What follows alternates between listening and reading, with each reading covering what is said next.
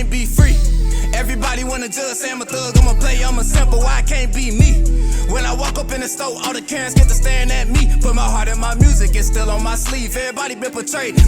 So fam, what's the word? This your boy Spiritual Trey, and it is now episode 86 of the Soulful Thoughts blog. And today we're gonna be talking about love versus addiction.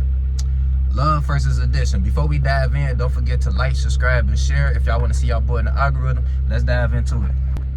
Alright, now this gonna be a quick video, family, like the last one, because I'm on the move again. So we're gonna try to wrap this up quickly and make it make sense, okay?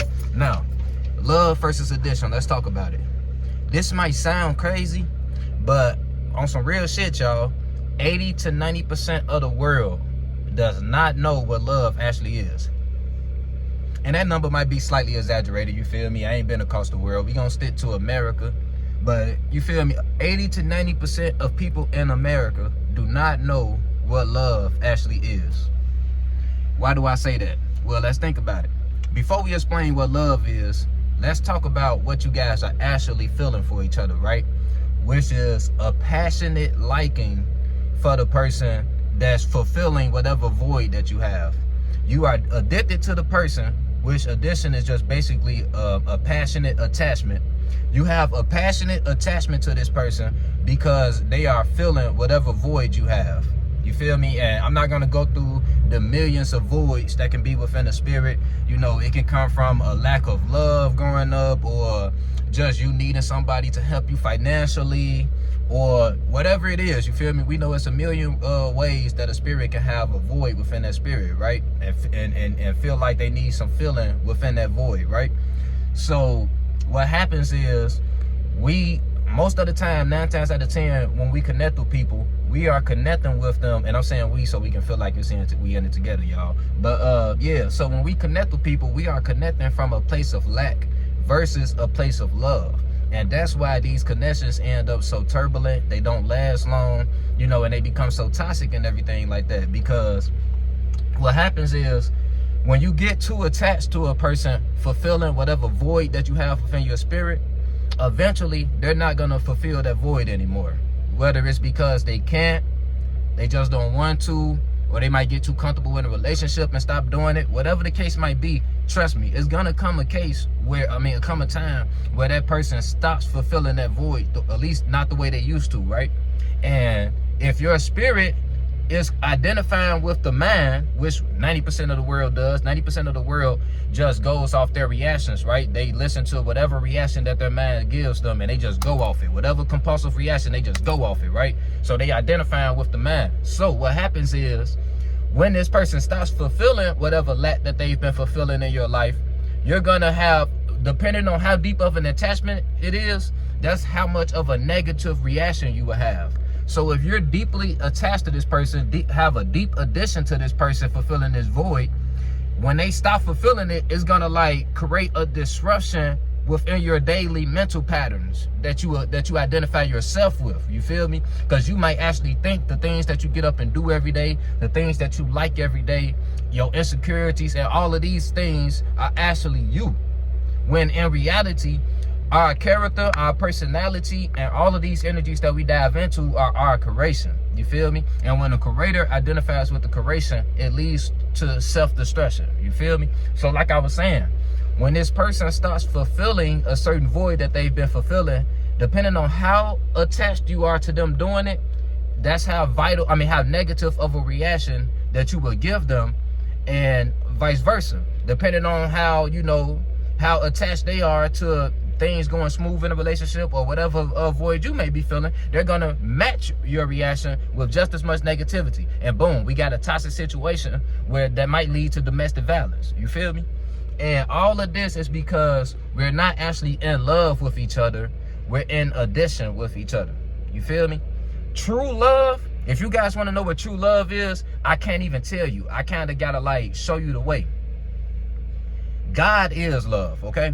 And it doesn't matter if you're religious or not. I'm not religious, and I know that, right? God is love. And if you want to know what I mean by that, if you by yourself, if you're not by yourself, get some time to yourself after this video or whatever. You can do it while you're watching the video, or you can do it after the video. A doorway to connecting with God, connecting with what true love truly is by just focus on the silence of whatever environment you're in. And if you're not in a silent environment, focus on the sounds. Like, literally become intensely present and conscious of the silence in your environment. And whenever a sound pops up, appreciate that sound instead of looking at it as a distraction, because we wouldn't even know what sound is or silence is if they both didn't exist, right? You wouldn't know silence without sound, and you wouldn't know sound without silence, okay? So they go hand in hand. So just tap in, intensely tap into the consciousness of the silence of your moment. Why we doing this, Trey? Because you can't possibly focus on silence and think at the same time, or be lost in feelings at the same time. You feel me? So when you tap into this silence and you allow your mind to clear and become one with the silence, and you get into that meditative state, I want you to start looking around. Stay present, stay conscious, keep your spirit in the forefront, because we know it's a difference between being conscious and running subconsciously, right? I hope y'all know that anyway. You're in trouble if you don't. So become intensely present and conscious. Bring your spirit to the forefront, and then just look around your room or look around the environment. Hopefully being in nature makes it even better, to be honest, because you're gonna start seeing that you're not seeing the trees the way that you used to see them, right? If you're in nature, you're not seeing the trees, or if it's people around you, you're not seeing the people the same way that you were seeing them. At first, you were looking at these other organisms as separate entities, right? But when you tap into the meditative space, which, by the way, the reason why I call God the meditative space, y'all got to think about what this universe is within.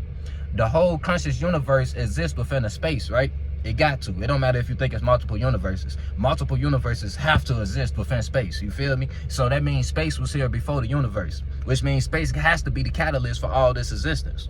Not to mention, it seems like when we tap into a clear-minded space and there's nothing in our space, we become more sensitive to the senses, right? We start to feel the interconnectedness of everything around us. That is what true love is. True love is feeling the interconnectedness of everything and everyone around us. When you feel this interconnectedness, it literally fills all of the voids that you have within you. It fills those voids right on up.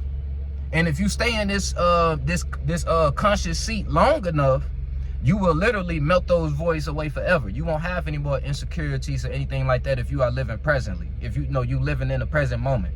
You feel me? But it's hard to tap into that space and stay in that space on a consistent basis because of all the distractions around us. But the more that you can stay within a present space, you're going to be in a harmonious space with the world. So therefore, even if your partner isn't in that space with you, you're going to be able to more intuitively tap in with your true intuitions and know what it is that you guys need to do to develop harmony.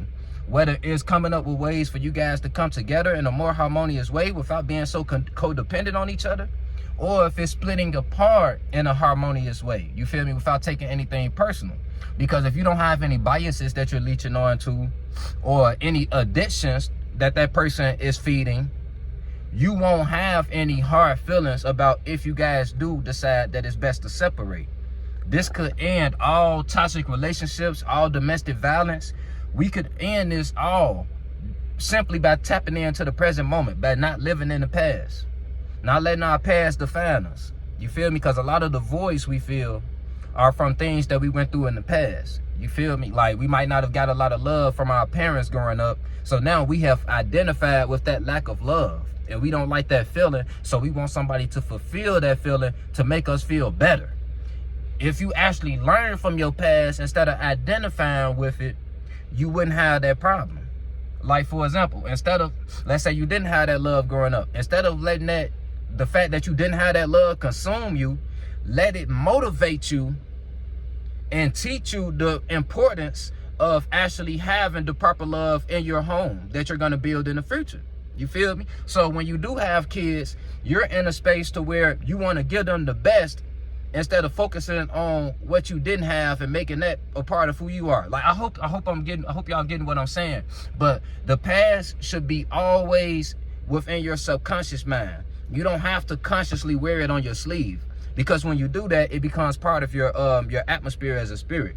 And when you have pain shaping up your atmosphere as a spirit, you're going to constantly attract situations that's similar to that past event that might have, you know, created all of this pain that has now turned into your atmosphere. You feel me? I hope y'all not getting lost, but this is real shit I'm teaching y'all.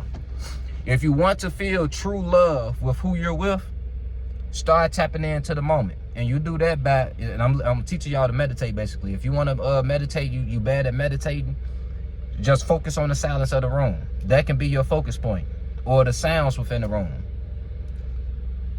And don't add any judgment to what you are judging. It's impossible to judge silence. That's why I want y'all to really focus on focusing on silence, because that's the easiest portal to God. But if it is something like music or whatever the sound might be that you're focusing on, try intensely focusing on it, you know, being present with that sound without placing judgments on it. Because the second you start placing judgments on something, you're going into the mind again, and you're gonna slowly but surely start subconsciously reacting to whatever you're going through. And at that point, you're not meditating again. You're letting, you know, your biases and additions take over and shit like that. So just practice looking at your environment without placing judgments upon what you're seeing. You feel me? And like I said, the easiest way to look at something without placing a judgment on it is by tapping into that meditative space first. Becoming one with the silence of the universe, the overall space. You feel me? So yeah, I hope that makes sense, family. I hope that makes sense. Just one last summary. You might think you in love, but in reality, more than likely, you're probably just addicted to that person, fulfilling whatever void that you feel in your spirit. And if you want to know if you are truly in love with that person, become love. And you become love by tapping into the present moment, because love is always around us. It's just we get blinded by the past and future because our mind is always thinking about the past or anticipating the future. So we don't notice all of this love that the present moment has to offer us. When you tap into the present moment and escape all of the mental cages that you're placing upon yourself, you're going to start seeing all of the mental cages that your partner is in, and you're going to be able to help them by either separating or coming together in harmonious ways where you can help them tap into the space of love also. You know, maybe teach them to meditate. They have to be interested in doing this though. If your partner is too lost in the sauce, trust me, you're going to find a harmonious way for y'all to split apart. And if y'all both tap into the space together, then y'all gonna start seeing what love truly is, because y'all gonna start being, like I say, more sensitive to the senses. Whatever your partner needs, they won't even have to tell you no more. You're just gonna be doing it because you can sense that they need it. You feel me? You can sense that they want it. But yeah, that's it, family. So just to sum it up, you know you're in love with your partner if you can feel the interconnectedness between you guys. If you look at you guys as truly one, that's how you know that you are in love with each other. Because we all are one on the deepest of levels. We all are one, and that is the true love, knowing that we all are one. And you and your partner should feel that should be the closest one to you. You feel me? And if you ever feel like, if you ever look at it as you guys are two individuals completing each other, or whatever the case might be, you're just two individuals or whatever the case, you're not in love. You're just probably addicted to that person. Make sure they're not fulfilling the void that you have in your spirit.